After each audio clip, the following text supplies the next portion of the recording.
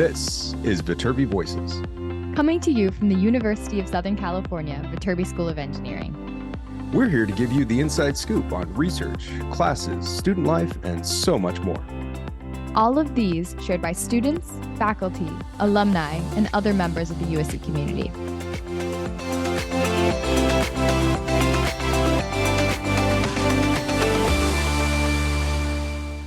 Hi, everyone, and welcome back to another episode of Viterbi Voices. As usual, I am one of your hosts. My name is Paul Ledesma, Executive Director of Undergraduate Admission here at the USC Viterbi School of Engineering. And unfortunately, that's it. We don't have anyone else here because it is USC's spring break. So I am all by myself. Maya is off in the jungles of Costa Rica enjoying her spring break, as we learned last week. But we still have another episode to put out. As a heads up, I'll do a little brief intro here, and then we will cut to the episode, but we won't come back on the back end as we normally do for the typical conversation and witty banter, because I got no one to banter with. It's just me. But even though it's me, I brought in a powerhouse of a guest. I brought in Dr. Lorena Duran. Lorena is a licensed clinical social worker. Has her educational doctorate in educational leadership. She's a data-driven mental health practitioner, passionate about building organizational capacity to ensure student well-being in academic settings. As I said, she's a licensed clinical social worker. She has a doctorate in educational leadership, as I've also mentioned, and she draws upon her experience as a licensed clinical therapist to build robust and coordinated systems of social, emotional, and behavioral health support for students to pave a solid pathway toward academic success. She's our Director of Student Wellness. This episode is all about wellness, healthiness, being well. It talks about the university efforts to create a community and a philosophy of wellness, to make sure that the only way that you can do well is that you must first be well. And I think that is one of the largest takeaways from this conversation. We dive a lot into her background. We talk a lot about the programs in place at USC, conversations she has with students, things that are frequent that you may identify with, and something that you may come to when you get to this place as an incoming student. And so I hope that you learned a lot about it. If you have any other questions about wellness, always please direct them to us. We're happy to talk to you further. And without further ado, let's please enjoy Dr. Lorena Duran to talk about student wellness here at the USC Viterbi School of Engineering.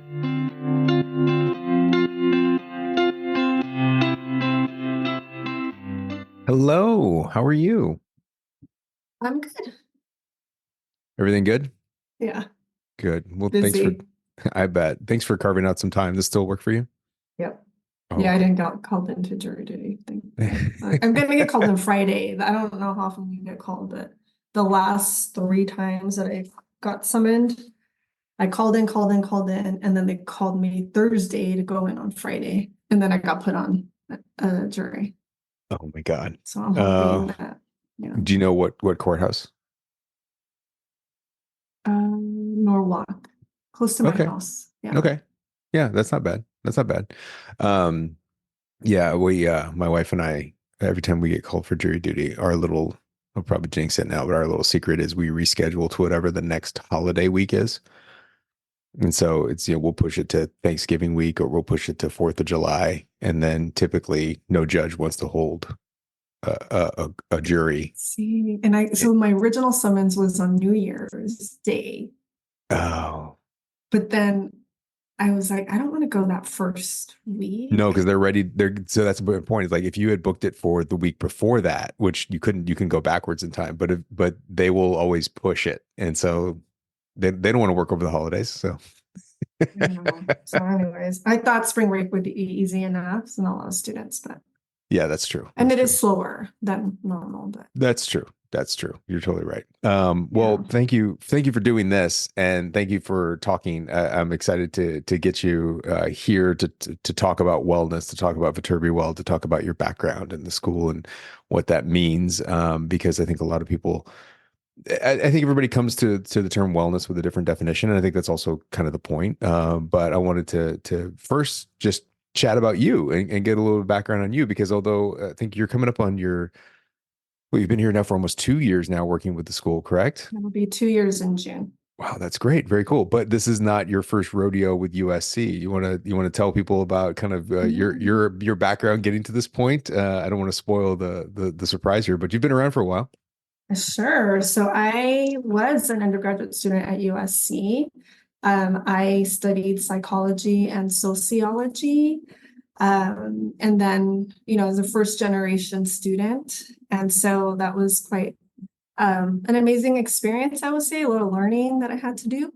And then when I realized I started as a psychology student because I thought I wanted to help people and understand people. Then I took a sociology class and I realized this is really cool because you can't understand people if you don't understand the environments in which they live, Yeah. which is what sociology studies. And so I did double major. And then I realized that there's a whole profession called social work that is pretty much a combination of psychology and sociology.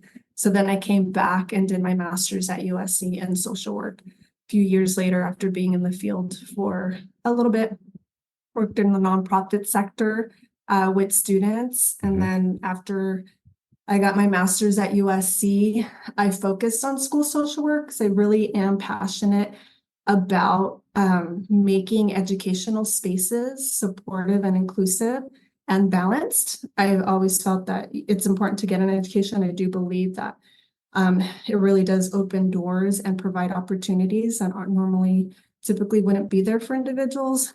I know it did a lot for me and my family and the next generation of students and children in our family.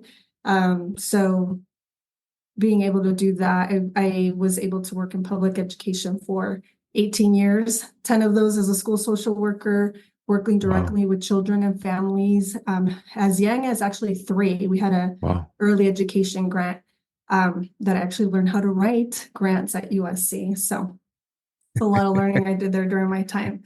But we were able to write grants and start programs as early as preschool. And then I've worked in different capacities with students of all ages, supervised interns for many years. So I've even worked with other Masters in Social Work students, MSW, or Bachelors in Social Work students, BSWs, in academic settings, and successfully wrote several grants actually with the federal government and the state we were able to implement a lot of different support services for students. And yeah, after 18 years, I thought I'm going to try my hand at higher ed and see what I could do to create inclusive and supportive spaces in academia.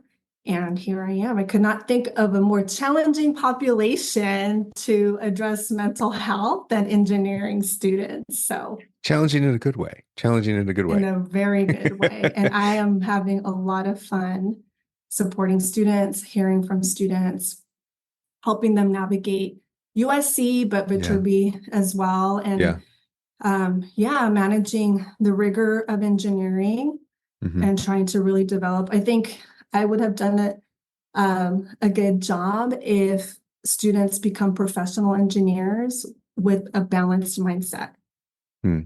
Because sometimes I think we learn the hard way, and we shouldn't need people to get to a burnout situation to seek help or services. We can create balanced lives that help you live and thrive in whatever profession, really, but specifically for us, for engineering students. Yeah, no, I totally agree. There's so much to unpack there, and to dive in further. But before I get farther away from this, I don't actually think I know this. Where are you from originally? I'm from Los Angeles. From LA, suburbs. from the LA. Yep, from LA. Okay, from the LA area. I always say I'm from east of East LA. East of East LA. Yeah. Okay, so you kind of local. Found your way into USC, kept going all the way through, became a licensed clinical social worker, also went on to get your doctorate in educational leadership, and has done some amazing things in the public school system, I think specifically in Whittier, correct? Yes. And then came to USC and has been doing this wellness operation here at the Viterbi School. And I should note, I don't know if this is still true or not, maybe you might be able to shed some light on this, but I know that we were the first school, the first academic unit at USC to create its own specific staff, own specific program relative to wellness. Am I saying that right? Yes, other than the School of Medicine, I will just add Okay, that great. that schools of medicine are required to have Oh, student interesting. wellness offices, and so that is an office that has been included for quite some time. So USC has a very robust program, Hmm. and it's someone that I go to for support, and we collaborate quite a bit, and we Great. sit on various committees together. But in terms of the other schools, definitely Viterbi is one of the first ones. And I believe that now the School of Pharmacy, which is also on the health science campus, Also has, yes. is So, started a new program as well. and that doesn't take anything out of the sales of USC as a whole, because USC as a whole focuses a lot on health and wellness. And I mean, this is part of our conversation, I think, which is kind of, describing the layers of health and wellness, and the breadth of health and wellness, and the different perspectives on health and wellness, whether that comes from the idea of dietary wellness, the idea of physical fitness, the idea of spirituality, the idealness of creating inclusive spaces, the ideas of, all basically, is everybody okay? Like, how are we going to get through this? And this shouldn't, there's a struggle enough. I think you kind of alluded to this, that an engineering curriculum is a struggle in and of itself. Everything, and then the context of it, even to dive into your ideas of psychology and sociology, the context of the person itself is important to understand, and how we're aware of that, both from an administrative standpoint, to a faculty standpoint, to a student community standpoint. It is complex, and there's so much to talk about. I don't even know where to start, but I guess let's go this direction. You talked about the population, that it's in a challenging population, and I think it's akin to the way I feel, which is, people always ask me why, why are you still working there? Is the question I get all the time. And it's really because of our student population. It is, you can't find this group anywhere else. And every single student you meet is entirely different than the student that you met before, and different from the one you're going to meet next. There is complexity. There is a real sense of awe I have in a lot of our students, and sometimes there's a real sense of like, what are you doing, buddy? Like, come on, let's get. There's different versions of this that I think are really cool, and they do some amazing things. So I don't want to put words in your mouth, but I'm curious about how you feel about our population. Also, what was your expectations of working in an engineering school versus what you found? That's not even a clear question. I just threw a bunch of stuff at you. I'm So sorry. no, It's a lot of thoughts. and it reminds me that another reason that this particular position of Viterbi in particular was interesting to me is my brother and my brother-in-law are both Viterbi graduates. Hmm. And so when I was getting my master's at USC, they were undergraduate students at Viterbi. So Oh. I remember their experience. I remember the stress.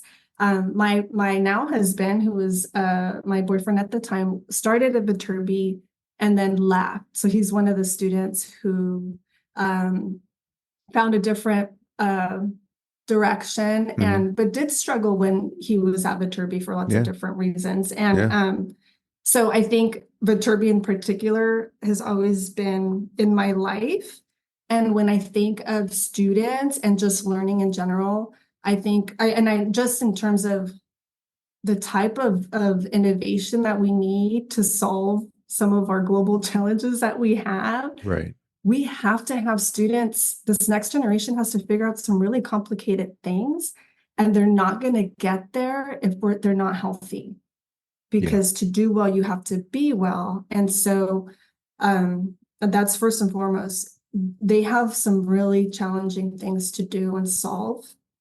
And amazing. I mean, we don't even know the problems that they're going to solve in the future. They need to be well. The other thing is Viterbi pulls from so many different countries and so many different socioeconomic status, religions, race, ethnicity, Mm. educational experiences. And so when you talk about mental health, I mean, the diversity of the perception of wellness, well-being, mind, body, spirit connection is so vast. And I find that really interesting because it is really trying to figure out where do we align as just individuals, and Mm. really trying to say, like, what does it mean for you to be well? And what supports do you need for that to happen? Right. And that's, it's a challenge too, to create systems that are inclusive at that level, because there's a lot of different experiences, backgrounds, philosophies, perceptions at all levels, right? Yeah. That contribute to that. How would you describe wellness, or what is, when you describe your role and the efforts that you put out there? I mean, other than so far what you're trying to get to, but is it just all independent to the individual person? Is it subjective to that view? I mean, I think it is subjective, but I will say that I think being able to be the best version of yourself Hmm. as defined by you, and you're able to reach the goals that you want to reach. I think that for me, that's the definition of wellness. There's other ones that, I mean, there's no one definition, I will tell you that. It's Yeah. defined lots of different ways in the literature, depending on the program. There's domains of wellness, right? But I really do think it's just being able to be the best version of yourself. Yeah.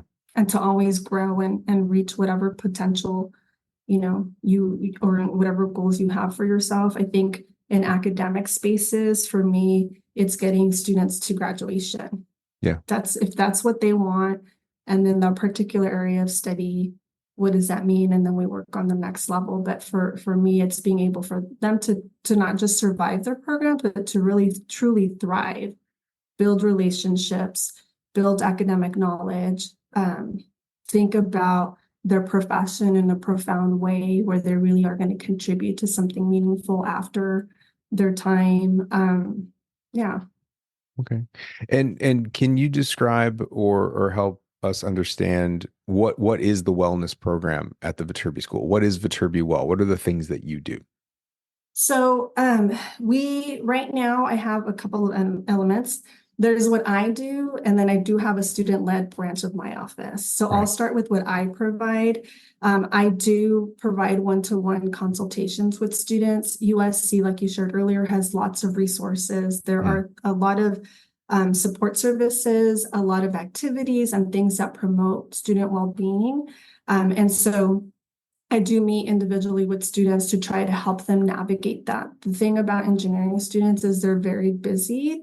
The rigor of the program is intense. They have a lot of classes all day long, from very early in the morning till very late at night. So really, they don't have time to figure out even what they need and where it's located. And so I do spend time listening to students and really helping them cut through all the red tape and figure out what it is that they need, and then prioritizing that and helping connect them to the right sources.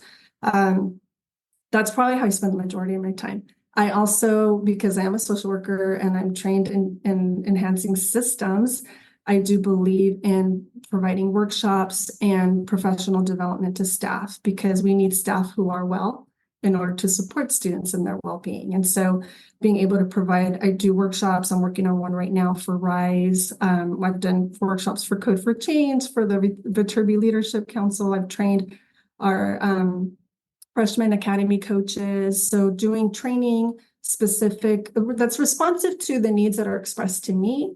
I focus a lot on unpacking what is wellness, and then also really breaking down well-being, which this is my frequent presentation, that mental health isn't about being happy or feeling well all the time, but it's about having a reaction that fits the moment, even if it's a painful reaction, right? So it's having your feelings match what's going on in your life.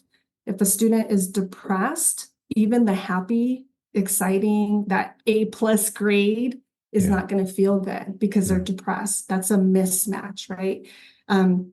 Same things when students have anxiety, they worry about things that shouldn't be something to worry about, right? It's a mismatch of their reaction.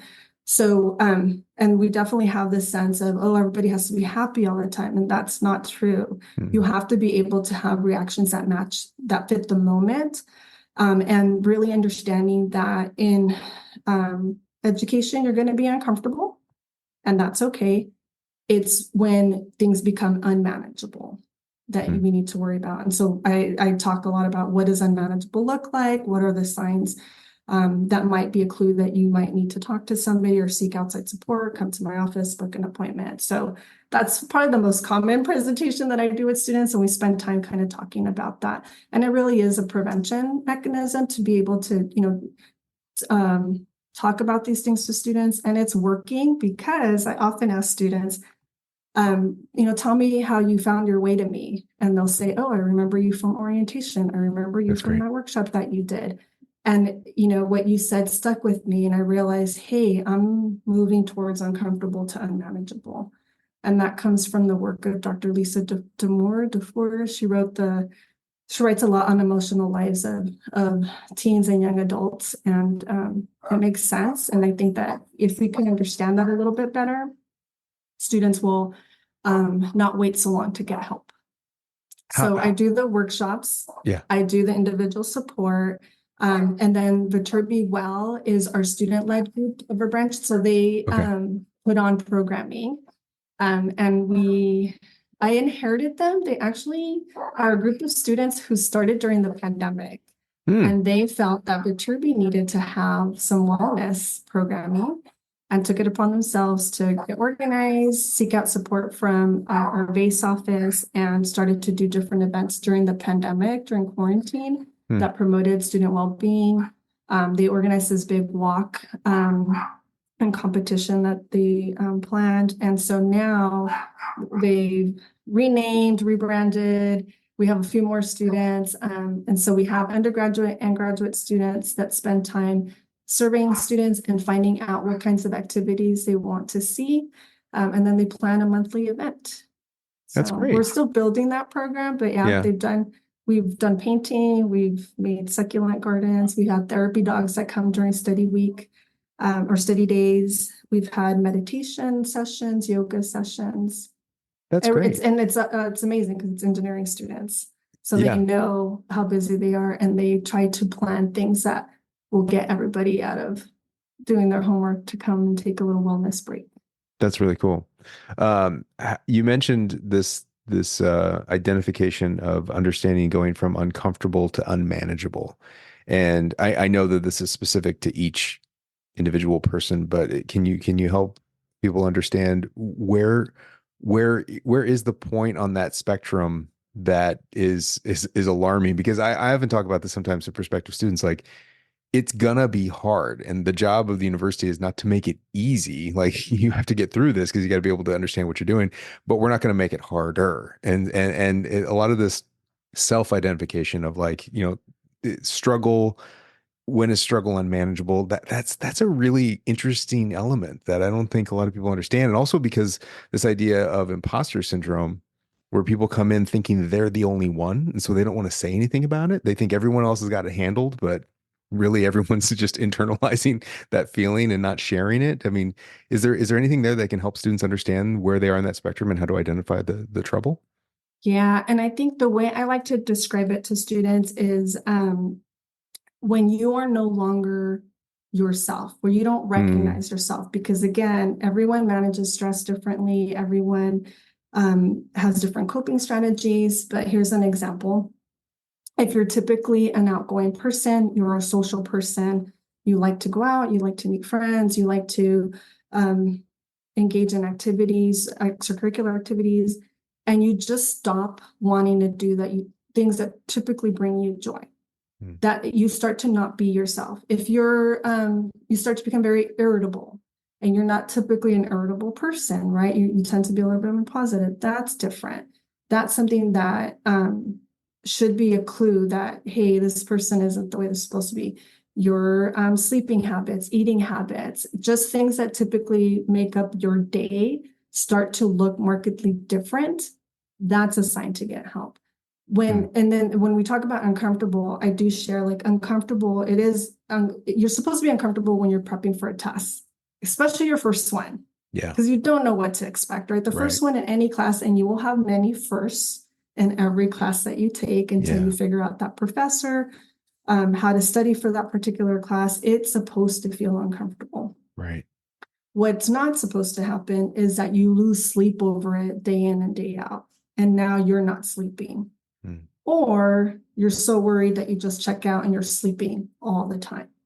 right? Any kind of drastic change to how you're eating, you're sleeping, your socialization habits, that's usually a sign. And it can go either way when you have, certain mental health diagnoses will look differently too, right? There's because this is also the age where that happens, right? For undergraduate students, the young adult age, 17 to early 20s, that's typically when mental health conditions will manifest. And so those are things to look out for too. So my list typically includes, sleeping too much, not enough, eating too much, eating not enough, not having an appetite, losing interest in things that used to bring you joy, right? That you typically like to do. That's when, if you start to isolate, and this is one that I see a lot with our Viterbi students, is they do just completely isolate and avoid. And now they're not talking to anybody, not going anywhere, not doing anything. And then, so those are the things that I noticed. And I think for me, it's just, you're not yourself, and you, whatever that means for you. And if you're not sure, call someone, make an appointment with me. We could talk it through. I ask the questions and then we sort it out together. Yeah. Because you never know. And you could be just having a bad day. You'd be overwhelming. You could be understimulated at any single point. I'm curious. There could be a medical condition too. Those are always things that you want to make sure that there's nothing medically wrong, and that's true. Could be the cause that's happening. So something biological from the inside that's changing the outside. And I mean, you brought up just the idea of that age group, 17 to 20 something, where this is where almost everything in oh God, I'm dating myself, but the abnormal psych class, the DSM is where everything gets classified in the DSM, right? Yes. Are we still on DSM-4? You will remember this correctly. No, we're now on DSM-5 TR. No, that's how old I am. The last time I read about it was DSM-4. So we're on DSM-5. This is where all of those things come into. The DSM-5 has been revised since then, but yes, it's. I can't keep up. I can't keep up. I mean, it's been almost 25 years since I took abnormal psych. So this is a fascinating age where everything changes. And I have so many questions. I'm trying to figure out what my next question is. Do you find that in this age of kind of information accessibility, where, like, I see this in my daughter, I'm not sure if you see this in your sons, but they kind of think they know everything because they have access to everything. Has that changed this idea of the ideas of what they think they're going to do in college? This idea of, like, I will be invincible in college. Do you think they're more aware of wellness? Do we just, again, have different students at different times? So I think there is definitely an increased awareness of various issues in mental health. I think it has contributed, which is why we go back to, like, the work of Dr. Zidafore, who says uncomfortable versus unmanageable, because I do see, and it's mentioned in the literature, an over identification with, I have anxiety, I have depression, or, and whereas you brought up the DSM, right? We do have a way to define those terms clinically, and there are a cluster of symptoms that someone will present that will, lead to that diagnosis. And so you do hear that, I think, a lot more because of the accessibility of information. And I think just social media has taken it to a whole nother level. And that could be its own podcast on its own. Because I've worked in this field during that transition, and I've worked with young people in this field during this transition. And I can attest to the changes and student well-being, and there's literature to back it up as well. But I do think it's kind of, it's helpful in that there is an understanding that, hey, there is this thing called your mental health. It's an extension of you. Right. There's things that you should be mindful of. But I do think that terms like anxiety and depression get easily thrown out when there's very specific criteria for those. And so then that's why I go back to, these are just uncomfortable feelings. We all have them. And as long as they match the experience, you're okay. Right. So, and that's what you'll see in books written by clinicians, right? The Emotional Lives of Teenagers. That's a great book. You mentioned you have kids. I have kids. Great resource. And there are clinicians that are really trying to have more accurate descriptions of what's happening and not pathologize everything. Got it. Yeah, That's but yeah, I do think that it is helpful in that there's easily accessible information, but then too much information without proper guidance and, right. a filter to help you understand that can be a dangerous thing. Right. Right. There's a lot of quote unquote clinicians on TikTok. Like how to get over your anxiety in 3 steps. Right, right, right, My anxiety went away the minute I did this. right. And there are also to that, yes, and there's some that you should not listen to. But there are some who I'm really actually really in awe of the individuals who've undergone their own work. So they Hmm, had therapy, they did different work, and they're artists and have created these amazing tools that are actually a reflection of what you would be doing in therapy. And so I wouldn't discount everything, of just course. be, cautious of what's out there. But I do follow certain people online just because I love how they take, they interpret cognitive behavioral therapy and create these really cool tools that are actually good information for anybody, and it's easily digestible and really nice to look at. Yeah, there's some really cool like CBT apps that are out there, like these games that you play and you kind of go through, which are really Meditation fascinating to see. workshops, right? Yeah, Yeah. yeah, We fascinating have one, stuff. Mindful USC has an app, and I that's one of the resources I share when I present to students because it works and it's got a 2-minute meditation Hmm, that you can listen to. It's a great thing to do before a task, grounding techniques. There's a 6-minute meditation walk that walks you through. You can listen to it and then walk, and it has you do different things that help with grounding, right? That helps with anxiety, helps yeah, you keep you in the present moment. And so there are a lot of tools. USC has developed some pretty good ones too. that's great. Have you, I think we're in a kind of a compound space where we have this particular generation of students that is uh, been raised in the digital age and information accessibility and social media, et cetera, but also the pandemic. And everyone has lots of different things to talk about when it comes to the pandemic and what it did. But I think the easiest thing to say is that things are different. And it is easy to it is easier to kind of isolate yourself, I think, because it was so normal for a while and to kind of fall back out of those things. And you started just at the tail end of the pandemic here at USC. I'm not certain if you can tell a difference between USC students pre-pandemic, post-pandemic, but is there anything to be, I mean, but you were working with high school students up to this point. I mean, what do you think some of the biggest differences are coming out of the pandemic in this generation? I mean, we're dealing with a group of students now that's coming in this next year that started their freshman year in high school. That was the pandemic. And so I see differences in the students that are anecdotal, but I'm curious what you see. No, I agree. And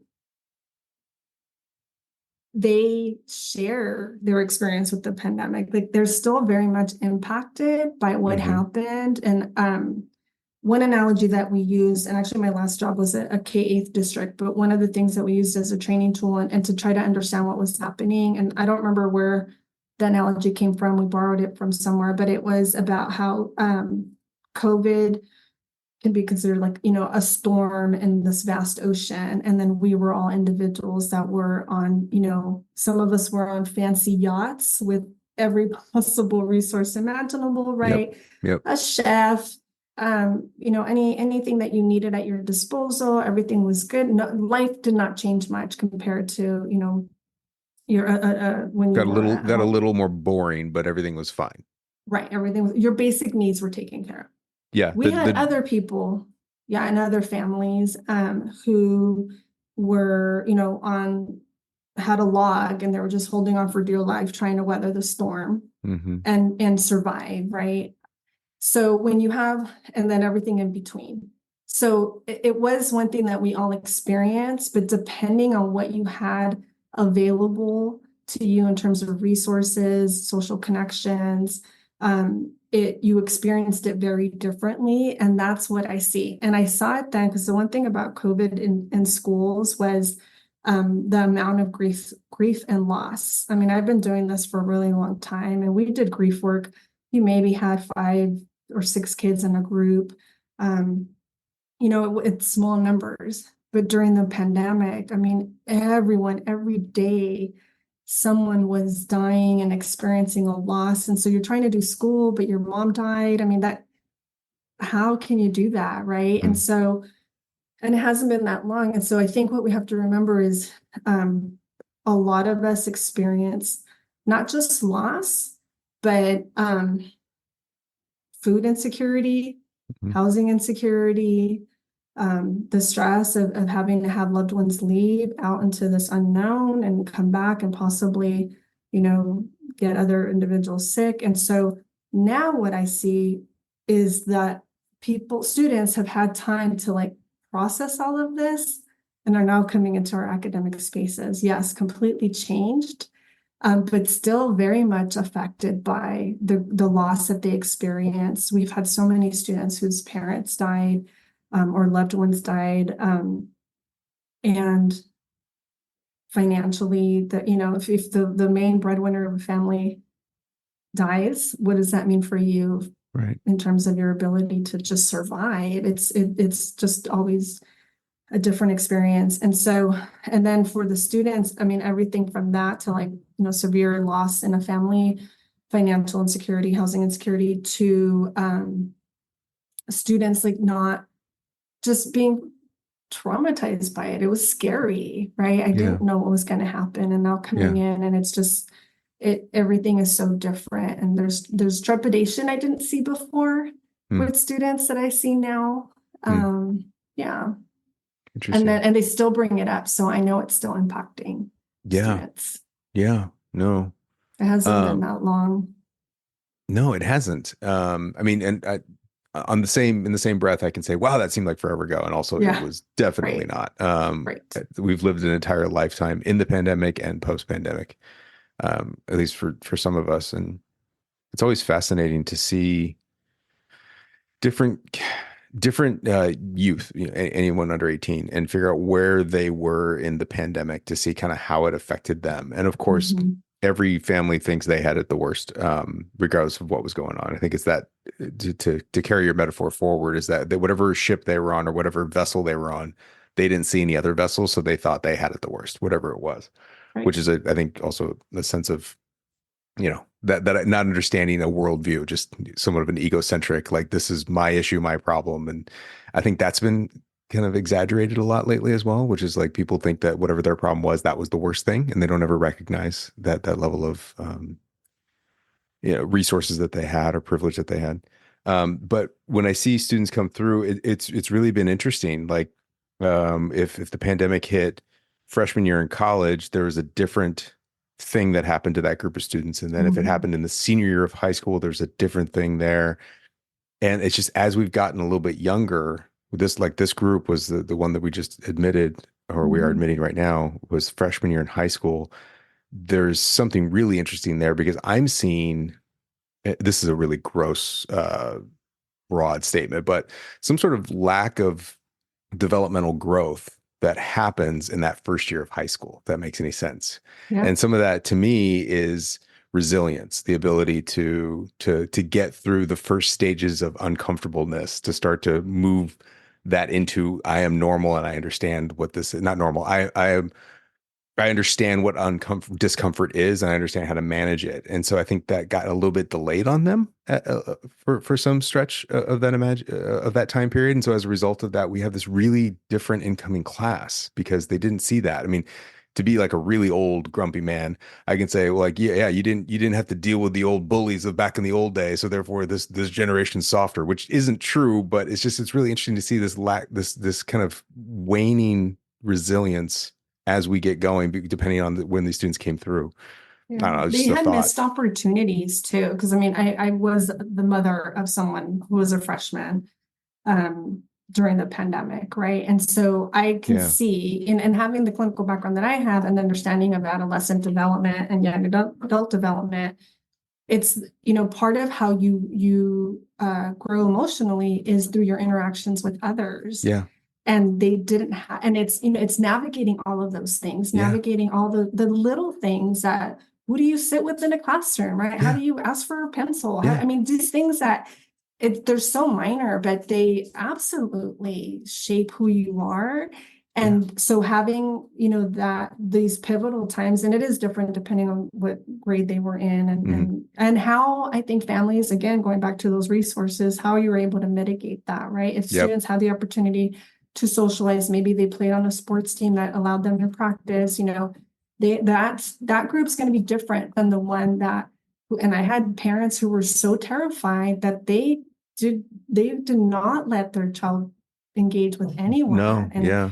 And so they were completely isolated and only had their parents to interact with. And how does that not change you at your core, right? Yeah. So I think there is, again, that trepidation, maybe not, I feel like and I'm new to higher ed, but I do see this hesitation to kind of socialize. Because when I ask, hey, have you been to these events? Tell me what groups you've joined. Tell me, how have you tried to involve yourself here at Viterbi or at USC? And that's that hesitation. Like, I just haven't been able to bring myself to do that. I don't know how.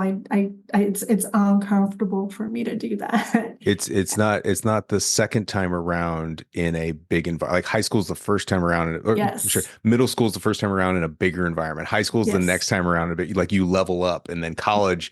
And if you didn't have that transition before, then you're going to keep pulling back. Yeah, they didn't get to practice. Exactly. They didn't get to practice. Yeah, exactly. And it's a challenge. And it's scary to practice at this age because they're supposed to know. You're supposed to have it figured out by now. Why don't you have this figured out? Yeah. And then again, isolation, pulling yourself back. I'm not good enough. This is not a right place for me. Right. That all just kept spiraling out of control. Yeah, that's fascinating. I mean, I just to recognize our own privilege. Like my daughter was starting kindergarten in the pandemic, so obviously a lot younger. Another pivotal entry time. Yeah. But I have this argument that we were so spoiled. Like I saw it completely to her benefit because she started kindergarten on Zoom. And everyone's like, "Oh my God, what are we doing?" And I was worried about it. But what I ended up seeing, which was fascinating, because then she went to in person halfway through the year.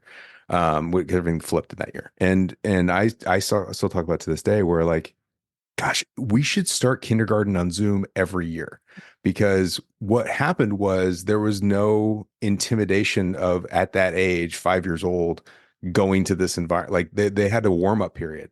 Like even if it's just a week of like, I saw you on the screens, and it was something to the point of like, maybe it's just me because I don't remember a lot of people, but my daughter knows everybody's first name, last name, and where they're from. Like, and it's just because she was looking at a screen. She had a lot of focus on interacting with all these different people. And granted, I'm not saying do all of it, but it was a really cool warm up, for lack of a better term. The minute she went into person, she's like, I know everybody. And it's like, I'm like, that's super cool. That's amazing to me.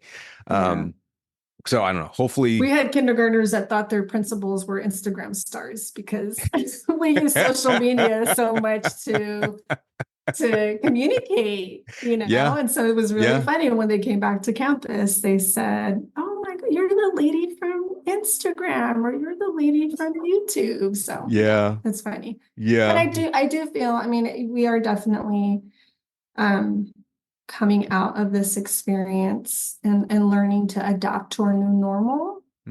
I do see it impacting students. And again, and I even hear it with PhD students. So it's all levels, master's students, PhD students. I know we focus on undergraduates here, but yeah, it changed them, whatever life stage they were at.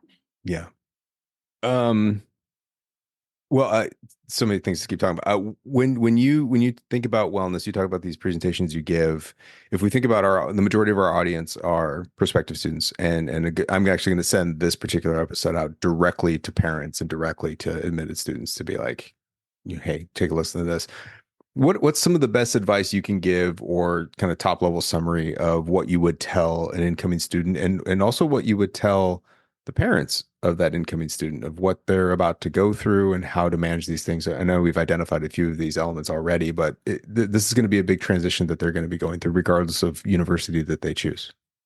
Yeah. And so I think, and you use the word transition, I think that's a good word to stick to. So when you look at transition, we say it's not the change that does people in, it's the psychological response to the change, right? Mm. So a lot of the prepping, we're like, we got to get the sheets and we got to do this. And we, all the stuff that we do to prep students to go away to college. But what we need to focus on is the psychological transition to that next stage. And what I do see, and you could see this in spaces that deal with the transition from high school to college, managing expectations. Right. Because we spend, we've had this conversation, you and I, about the job of admissions. And actually, my previous appointment, we were having the same conversation. We sell it, right? I mean, we're trying to get students to come to USC. And I will say, as a USC alumni twice over, I did have a great experience. Not a perfect one, and it was not an easy one. Never going to be perfect. Never going to be easy. Yeah. Right. But it was definitely beneficial to my academic and professional growth. Gave me the connections that I needed to do my job. That's the one thing that I love about USC. It can go anywhere in the world. And if I'm wearing a USC hat, shirt, whatever, you will find a Trojan wherever you are. And so, but going back to the transition, you need to prepare for that change, right? And to manage expectations. So now we're getting past the glossy brochure and the beautiful pictures of Southern California. And now it's like, what's in there, right? Frisbees, palm trees, smiling people. Right. And all those things, that's true. There's also this other piece where it's going to be hard. Yeah. And I do think, again, working in K-12 for so long, I did notice a shift with a lot of parents who wanted to avoid wanted to protect their children from disappointment. Exactly. And so there is definitely a generational thing that now these students, now our students are now in college. But the sense of like, oh, no, because, if you're mentally well, you're happy. And just that belief that's not accurate. Thank you. Life is hard. And so being able to acknowledge that, hey, things are going to be disappointing, right? Toys break, and that's frustrating, and that's not fun, and so, but a lot of times we try to escape. Well, here's a new toy, here's a better toy here, and not allow students or children to feel those feelings. And so I think, as we parent and when we launch, right? And I have an adult child now, that's a huge transition for me to be at this stage where I'm like, oh man, I hope I'm doing a decent job. But it's managing those things. Like, life is hard. And that's the beauty of it, right? That with all the great things, there's challenges, and how you react to things. So how you psychologically manage those transitions, those challenges, that's how you grow. And that's how you can move forward and do the next hard thing and the next hard thing, right?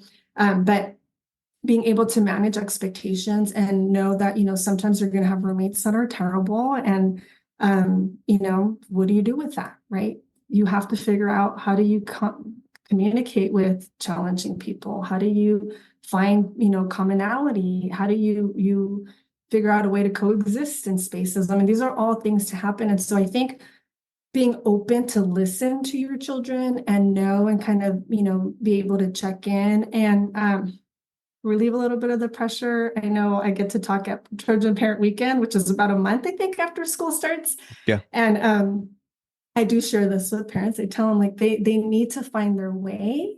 And you're there as a guidepost, a listening station, really be there to just, yes, that's hard, I remember, and share your own story if it's applicable. But really letting them experience the good and the bad, the manageable and the unmanageable, the joys and the lows, right? And just let them be.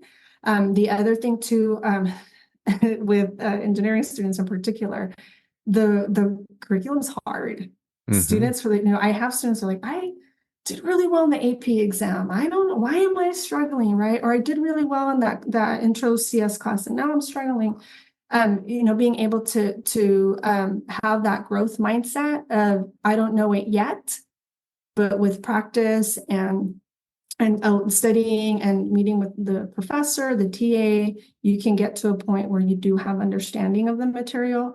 It's not going to come, in an instant, and it's going to come after a lot of hard work and maybe a lot of painful quizzes and exams, and being able to learn from those mistakes. So trying to promote that growth mindset, trying to manage expectations, and then really letting them just feel what they have to feel, and then know when the uncomfortable becomes unmanageable.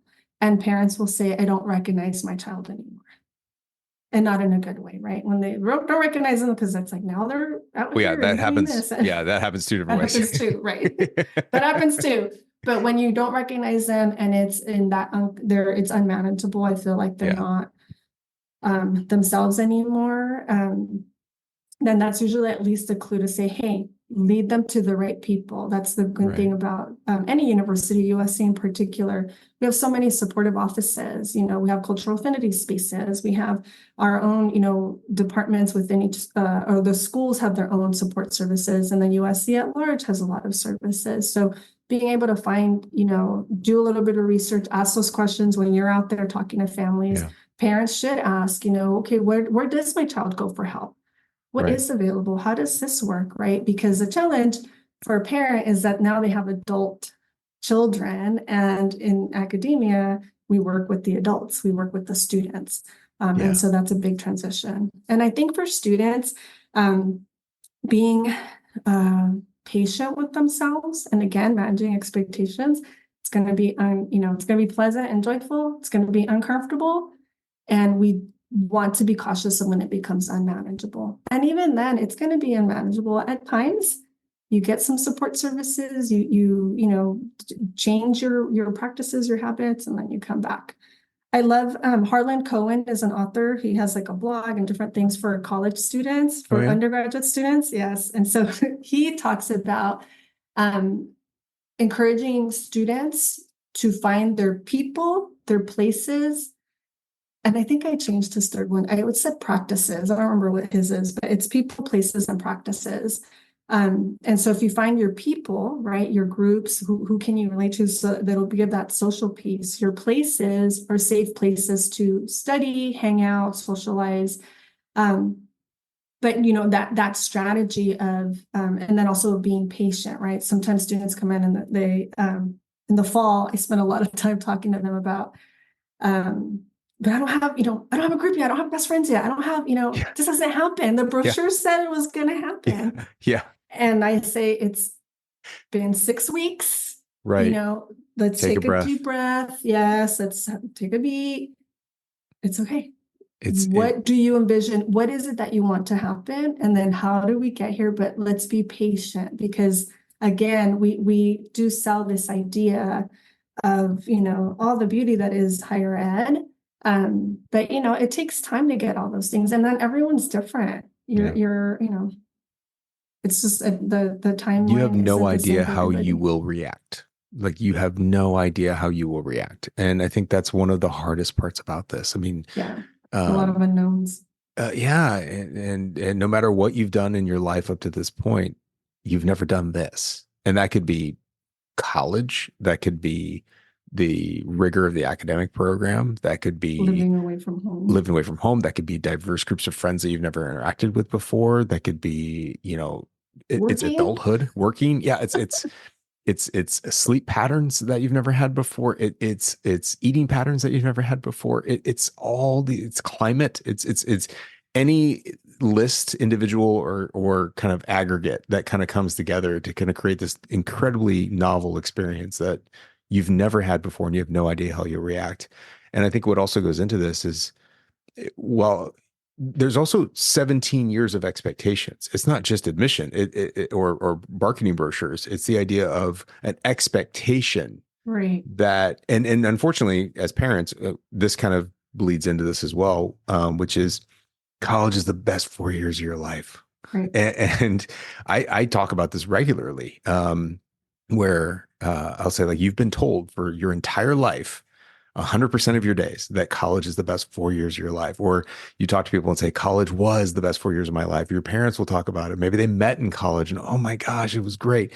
And I said, what no one tells you is that freshman year sucks. Like, it just sucks, because no one ever tells you, out of the 4 years, was freshman year the best of those 4 years? No, it was getting through these experiences. To be pessimistic, you could say it's trauma bonding, right? The idea that they kind of went through these experiences together, and as a result, that's where best friends come from. But it's much more the idea of this is where you start to grow into the person you become. And I just went to Harlan Cohen's website, but the first thing right on is, because you told me about this, increase grit, build resiliency, and reduce stress. And I think some of these are kind of top level, easily misunderstood elements, but it's a lot of what you're talking about, which is there are things that will be hard, and the point is to get through them. And as a result, whatever metaphor you want to get through, that starts shaping who you become, that starts creating the person you want to become. And it also starts guiding you, because as a 17-year-old, 16, 17-year-old that's coming out of high school, they want to do everything. Right. And they come in with exorbitant expectations of who they will be in college. And like the line I give all the time is like, I will never tell you can't do anything. I will tell you that you will tell yourself that you won't do something after you start learning how much time it's going to take, or how much how many resources of your own life it's going to take. Because the only thing in this college experiment is that there's only 24 hours in a day and 7 days in a week. And this is a buffet that is endless as far as opportunities go, much like any other university. But USC is this big buffet with too many things to have, and you can't do it all. But you're going to figure out what's important to you. On that note, Paul, too, I Yeah, think please. the importance of I think part of that learning, which is not something that happens in the classroom, but you develop your values, right? Yes. Who am I?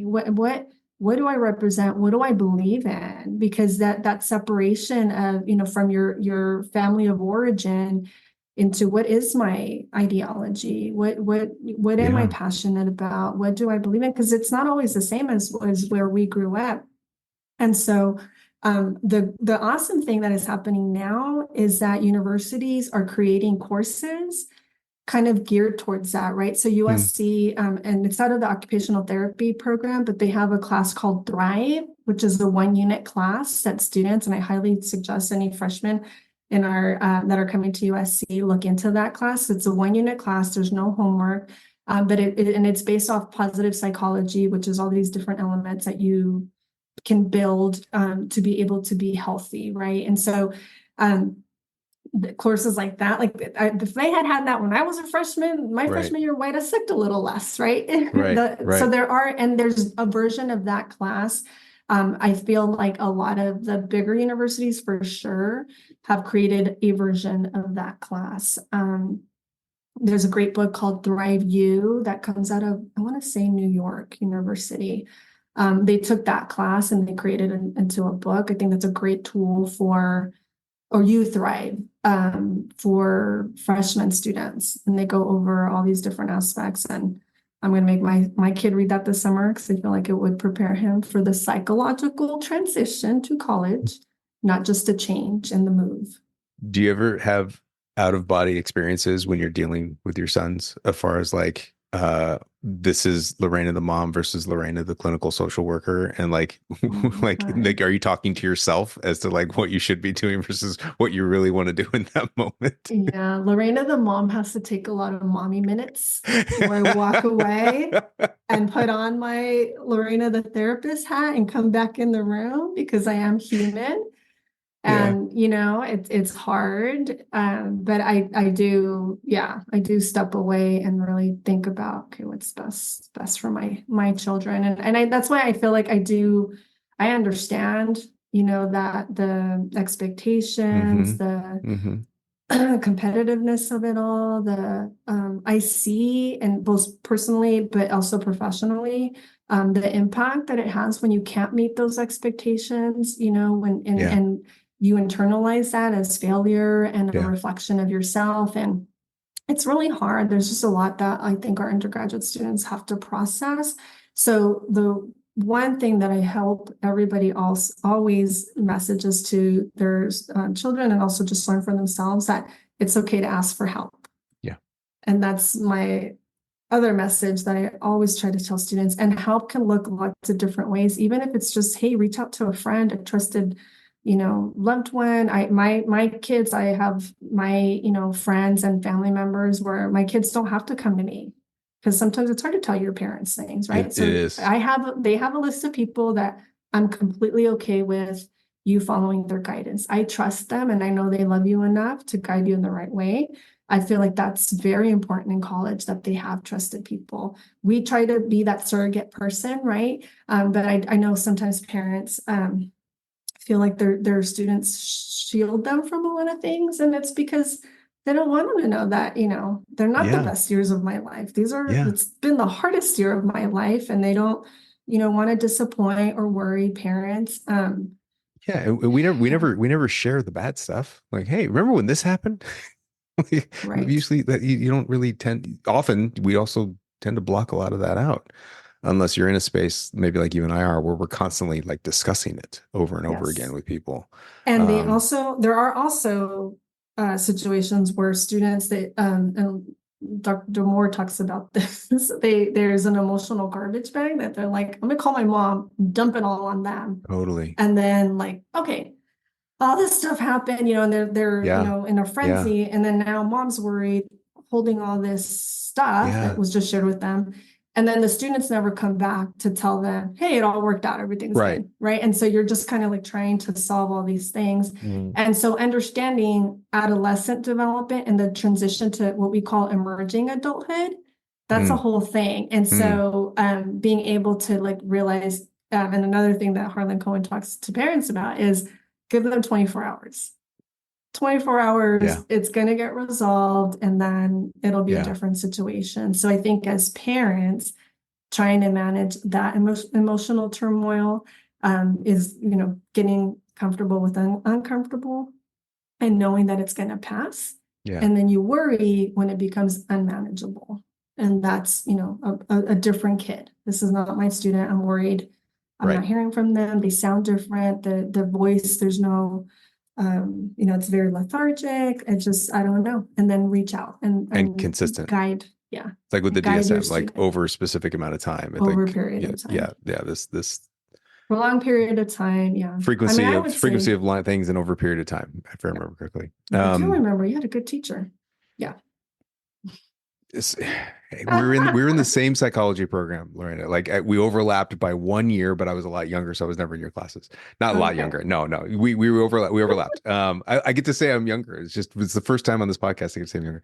But the idea of like the same idea of people go to study psychology because they want to figure out what's wrong with them. It's always the joke that I tell people. And that I remember going into abnormal psych. I still remember that class. I love that class. And I remember the faculty member, of course, I don't remember who they were at the time, but the faculty member saying, in this class, you will diagnose yourself 10 different times.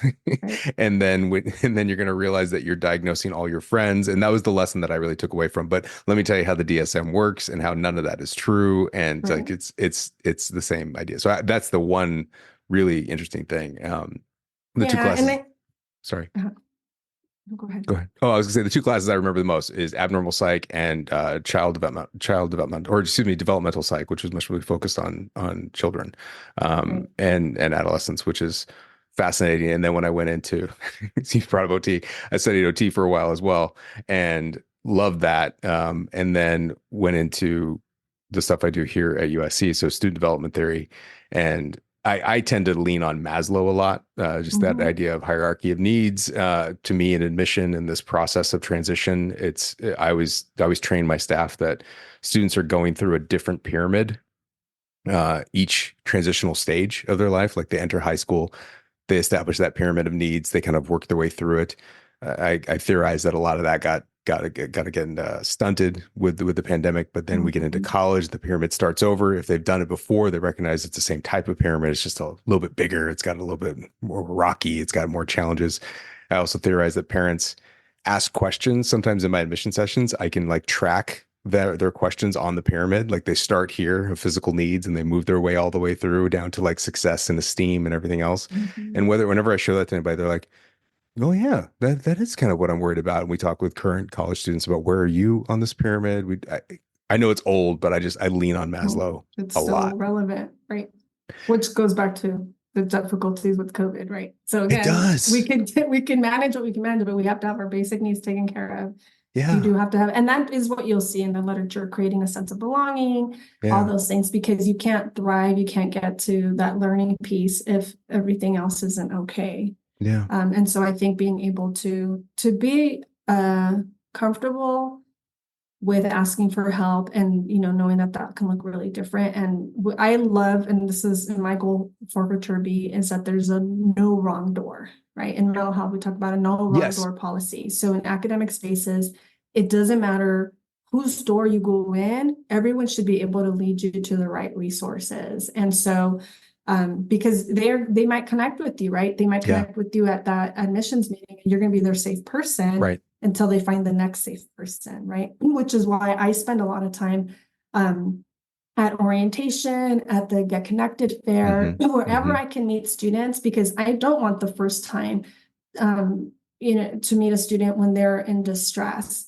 It's Right. harder to do that with somebody you don't know. But if you've met me before, if I've talked to you before, if I've been in your classrooms before, and I do accept invitations from faculty members. I did have some faculty members that asked me to come and talk That's to great. their classes at the beginning of the semester. So again, they know me, they know what we provide. And then when and if the need arises, it's a comfortable and a familiar face. So Right. Doesn't have that feeling of going to the principal's office.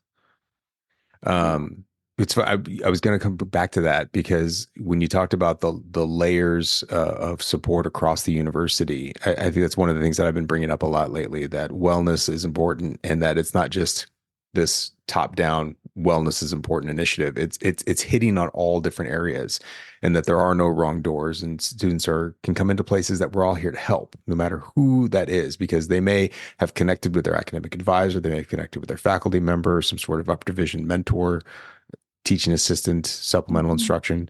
All across the board, they're interacting with people at USC that want to see them do well. And I think that because there's so many intricacies on the independent view of wellness and kind of who they connect with, it's important that we have that philosophy of support across the board. And I think that what you'll be proud to hear is that just this last episode, so the episode right before yours, was a group of seniors. It was a kind of a roundtable discussion. It was their advice to incoming students. And the main summary of that is everything you're talking about. And the wisdom that they have. And it's what's funny is that during the conversation, if you ever go back and listen to it, is they arrive at this wisdom and they realize that they have wisdom in the moment, and they're very excited about it, where they start talking about, like, I came in with expectation of what I was going to do, and then I struggled and I didn't get things that I thought I was supposed to do. And it was that, and I'm paraphrasing here, but it was that roadblock, or it was that speed bump that directed me to the spot I was supposed to be in. And I didn't know that. And I just needed to come in with flexibility. I needed to come in with, let's see what's going to happen to me and how I'm going to react to that, rather than this divine sense of control of what I'm about to go do. And I think that's what's interesting about the engineering students, is that more often than others, they believe they can control their future down to the micron. And the less that they do that, the more flexible they become, the better it is. Like in a car crash, when you're more loose, brace yourself, go with it. Yeah, go with it. You're better. Or when you spin out, you spin with it. I mean, exactly. There's so many examples of that. It's understanding to go with that flow. And I think that goes back to, like, mindfulness practice is just staying in the here and now, and not having judgment and letting things just be. And I think we just have this society where there's just so much coming at you, expectations, information, comparison. I mean, social media, again, this generation's experiences with that, and I mean, just how it fundamentally alters how you exist, right? How you go through life, having this additional social media presence. But if you could just let go of that and be present in your classes, be present with this process. Yes, you want goals, right? But know that they're flexible and malleable, and that mistakes are okay. That's how you learn. It's actually how your brain rewires itself. You will always have brain growth from. I mean, that's what we're trying to teach in K-12 is mistakes are good. Have you ever heard of that is, again, I wish I should have looked it up before this conversation, but there's an author that talks about addressing college or addressing life as a video game. So I'll see if I can find it and send it to you. But the summary is, why don't we teach kids to think of life as a video game? Because if they think about it, a video game is the one element in their life where they are taught that failure is the way to level up. You just keep trying till you go over, you die. Then you get there and you do it again. Right. But everywhere else in life, as parents, we've gone through and tried to remove the opportunities for failure, as you talked about Right. before.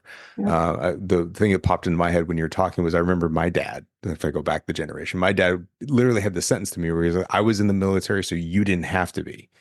And so now I think people are kind of taking that same philosophy of like, I did that struggle, so now you don't have to. And they try to Mhm. remove whatever it is they thought was a hurdle for them, but actually probably created where they were going in that sense. And understanding what you said, the difference of uncomfortable versus Mhm. and now I'm blanking on what it was. I was uncomfortable, Unmanageable. unmanageable. Thank you.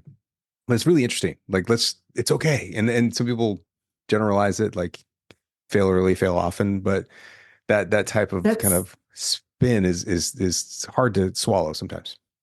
there's actually, because one of the things I did when I first stepped into the role was look over data and surveys and information that had been collected. And so one of the things in preparation for this role that the school did was, do some focus groups. And that was actually one of the things that students requested, like a fail up series, right? Where people Yeah. just talk about their failures. It came up again. I just had the Morg Family Department of Chemistry and Mechanical Material Science department did an engineering student well-being event not too long ago. And in that conversation, that concept of failing, and those are primarily actually graduate students that attended. I don't think we had any undergraduates, but that sense of, wouldn't it be cool if we just openly talked about failures and, Yeah. how you grow from that? That was one of the questions that was asked of the faculty member on the panel. And I think like that, we don't, you're right. And yet we do have this thing that's a big part of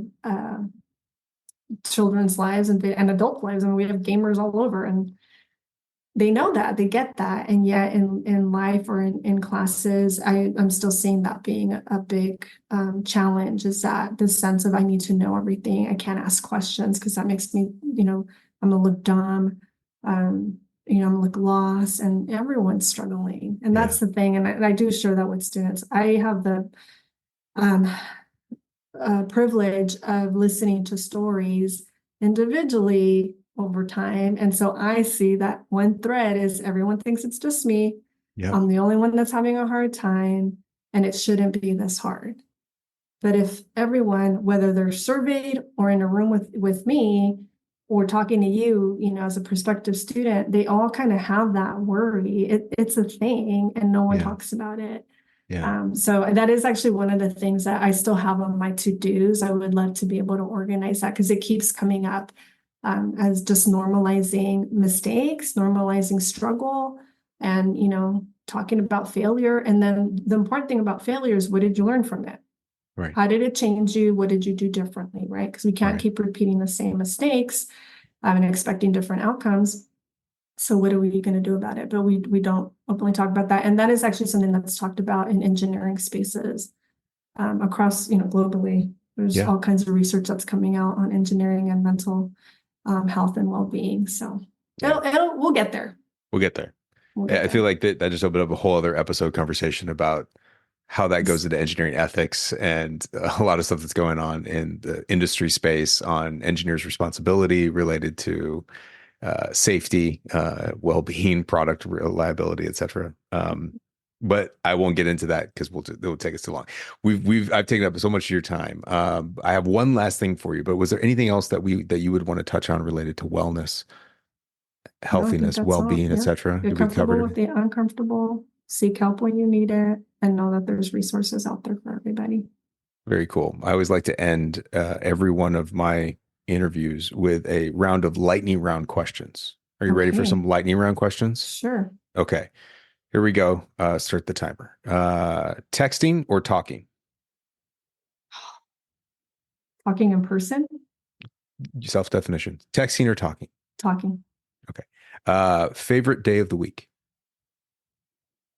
Friday, Favorite city in the US besides the one you live in? New York, Ooh.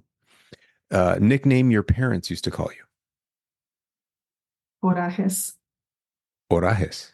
corajes, which Corajes. Which which is? is um angry person. I had a short temper when I was growing up. I've grown a lot, but so they'd call me corajes. I think we found episode 3 to unpack with Oh you. yeah. Uh, the last song in the digital world, rather than the last song that you went and specifically looked up to play. Like in a digital world, you're always just playing streaming stuff, whatever. But you went and you like picked that one and hit that one to play. Oh, okay. It's Andar Conmigo. There's a Spanish language singer, Julieta Venegas, who just redid an old song of hers with a new group, Marca Registrada. And so it's like a really interesting combination of genres. So Cool. Andar Conmigo. Would you rather be able to speak every language in the world or be able to talk to animals? Oh, for my job, it'd be so much easier if I spoke every language in the world. Okay. I would be so much better at it. Favorite holiday? Halloween. How long does it take for you to get ready? Oh, 30 minutes. On a scale of 1 to 10, how good of a driver are you? 10 being best. 8. Fill in the blank. Taylor Swift is. Amazing. At what age do you want to retire? 68. Someone who's looked specifically at those return rates. That's a very specific number to come up with. I'm closer You've looked to at what that number means versus 66. There's a big difference on that return number. Absolutely. Yes. That's another webinar. It's funny because I ask these same questions to 22-year-olds, and it's always like, but when we get to someone our age, you're like 68, like that number. That's exactly what I'm looking at. Invisibility or super strength? Super strength. And finally, is it wrong for a vegetarian to eat animal crackers? No. Thank you for playing along with me. That's it. I really appreciate it. And I appreciate everyone for listening. And thank you so much for being here. All right. Thank you for having me. All right. Thank you. I look forward to our failure podcast. We'll have to set it up. We're going to have to set it up. All right. This will go up this weekend. So I'm going to put it up. Okay. Bye. Thank you. Thank Bye. you.